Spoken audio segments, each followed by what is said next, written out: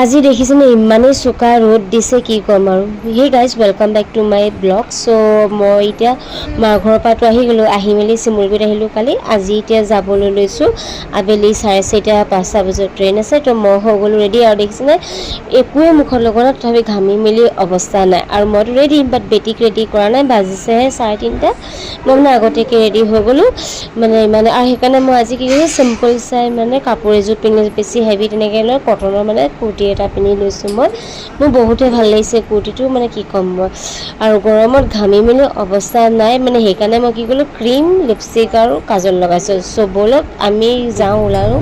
তো এয়া আমি ওলালোঁ আৰু ধুনীয়াকৈ। আৰু নীলা আকাশখন দেখি যে আৰুৱে ভাল লাগিছে। মই বিশেষকৈ ঠাণ্ডা বতৰটো বেছি ভাল পাওঁ গৰমতকৈ। আপোনালোকে ক'বচোন কোনটো ভাল পায়।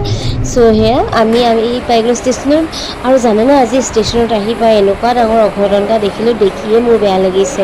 কি জানেনে কি দেখিলোঁ আপোনালোকক মই দেখাইছোঁ দেই। তো এয়া দেখিছেনে এটা 25-26 বছৰীয়া ল'ৰা এটা ট্ৰেইনে কাটি দিলে, আৰু তাৰ ভৰিখনো কাট খাই গ'ল আৰু হাতৰ আঙুলি 4টাও কাট খাই গ'ল জানেনে।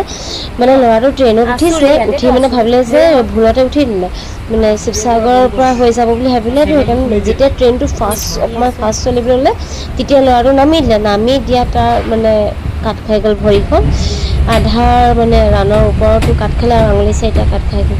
মোৰ দেখি ইমানেই বেয়া লাগিছে, মই কি কওঁ আপোনালোকক, বহুত মানে যিমান মোক বেয়া লাগে আৰু। চ' এয়া আমাৰ ট্ৰেইন হৈ গ'ল ষ্টাৰ্ট যাবলৈ।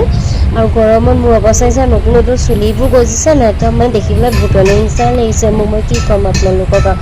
বেটি আছে একদম ধুনীয়াকৈ বাহিৰৰ ফালে চাই, আৰু ৱেডাৰটো ইমানেই ধুনীয়া কৈছে, ৰ'দ দিছে যদিও ভালেই লাগিছে বাৰু এইফালে।